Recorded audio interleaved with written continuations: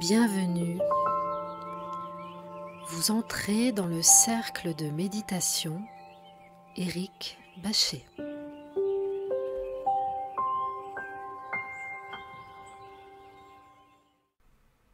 Quand un pays obtient une grande puissance, il devient comme la mer. Toutes les rivières viennent s'y jeter. Plus il devient puissant, plus grand est le besoin d'humilité. L'humilité, c'est avoir confiance dans le Tao et ainsi ne jamais avoir besoin de se défendre. Une grande nation est comme un grand homme. Quand il fait une erreur, il s'en rend compte. S'en étant rendu compte, il admet. L'ayant admis, il la corrige. Il considère ceux qui lui montrent ses fautes comme ses guides les plus bienveillants. Il considère son ennemi comme l'ombre que lui-même projette. Si une nation est centrée dans le Tao, si elle nourrit ses citoyens et ne se mêle pas des affaires des autres, elle sera une lumière pour toutes les nations du monde.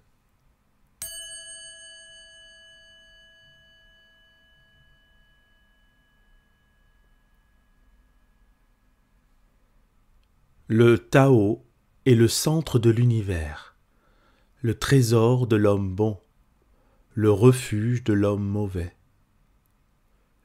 Les honneurs peuvent s'acheter avec des mots habiles, le respect peut se gagner avec de bonnes actions, mais le Tao est au-delà de toute valeur, et personne ne peut l'acquérir. Ainsi, quand on choisit un nouveau dirigeant, n'offre pas de l'aider avec tes richesses ou ton expertise. Offre plutôt de l'instruire au sujet du Tao.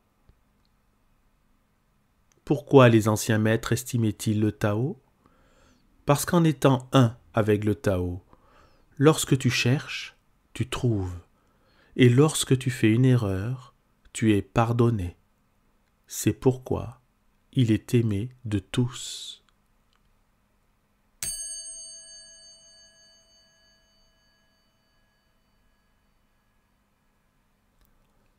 Agis sans faire, travaille sans effort. Considère les petites choses comme si elles étaient grandes, et les choses peu nombreuses comme abondantes. Affronte le difficile tant qu'il est encore facile.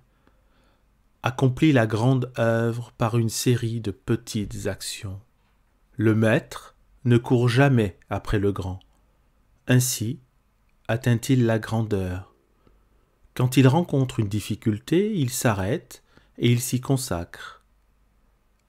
Il ne s'accroche pas à son propre confort. Ainsi, les problèmes ne sont pas un problème pour lui.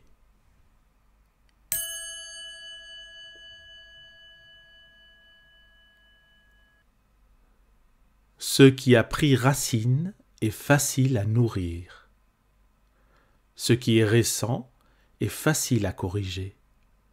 Ce qui est fragile est facile à briser. Ce qui est petit est facile à disperser. Préviens le malheur avant qu'il ne survienne. Mets les choses en ordre avant qu'elles n'existent. Le pain géant grandit à partir d'une petite pousse. Le voyage de 1000 lieues commence avec le premier pas. En te précipitant dans l'action, tu échoues. En essayant de saisir les choses, tu les perds. En forçant un projet à s'achever, tu gâtes ce qui était presque mûr.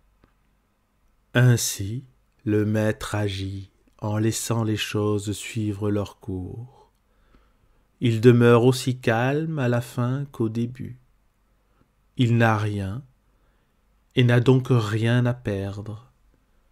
Ce qu'il désire est le non-désir. Ce qu'il apprend, c'est à désapprendre. Il rappelle simplement aux gens qui ils ont toujours été. Il ne se soucie de rien excepté du Tao. Ainsi peut-il prendre soin de toutes choses.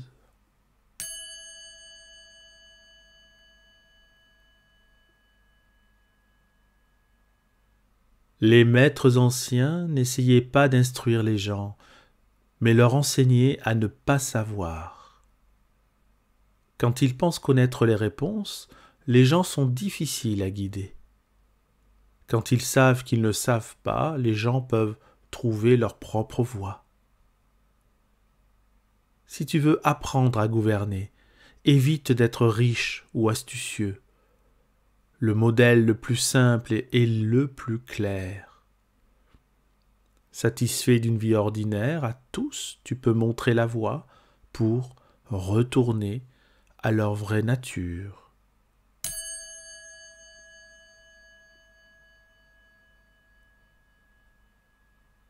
Tous les fleuves se jettent dans la mer parce qu'elle est plus basse qu'ils ne sont. L'humilité lui confère sa puissance. Si tu veux gouverner les gens, tu dois te placer au-dessous d'eux. Si tu veux mener les gens, tu dois apprendre à les suivre. Le maître est au-dessus des gens et personne ne se sent opprimé. Il guide les gens et personne ne se sent manipulé. Le monde entier lui est reconnaissant. Parce qu'il n'est en rivalité avec personne, personne ne peut rivaliser avec lui.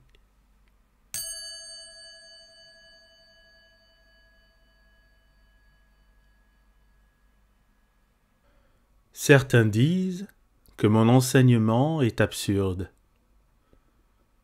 D'autres le disent sublime, mais impraticable. Mais pour ceux qui ont regardé en eux-mêmes, cette absurdité fait parfaitement sens. Et pour ceux qui le mettent en pratique, cette sublimité a des racines profondes.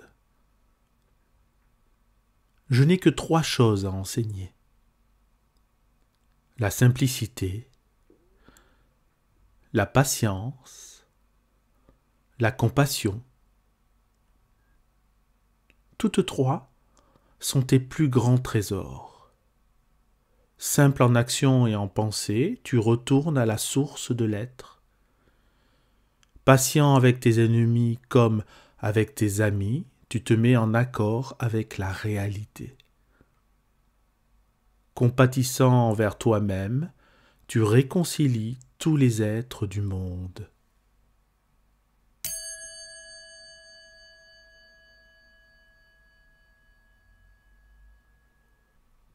Le meilleur athlète veut son adversaire au meilleur de sa forme. Le meilleur général pénètre l'esprit de son ennemi. Le meilleur homme d'affaires sert le bien commun.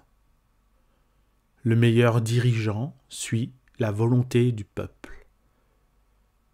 Chacun d'eux incarne la vertu de la non-compétition. Non qu'ils n'aiment rivaliser, mais ils le font dans l'esprit du jeu. En cela, ils sont comme des enfants et en harmonie avec le Tao.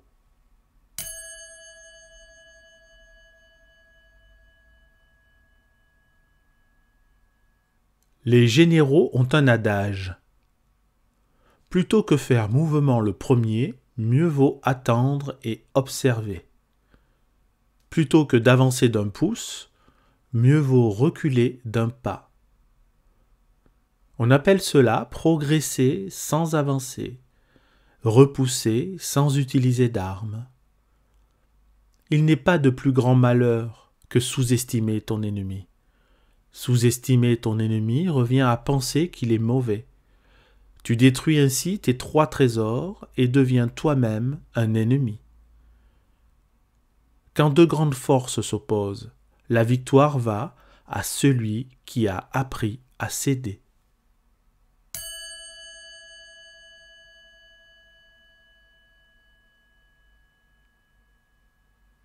Mes enseignements sont simples à comprendre et simples à mettre en pratique.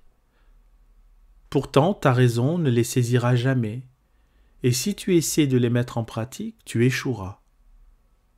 Mes enseignements sont plus anciens que le monde. Comment pourrais-tu en saisir le sens? Si tu veux me connaître, regarde dans ton cœur.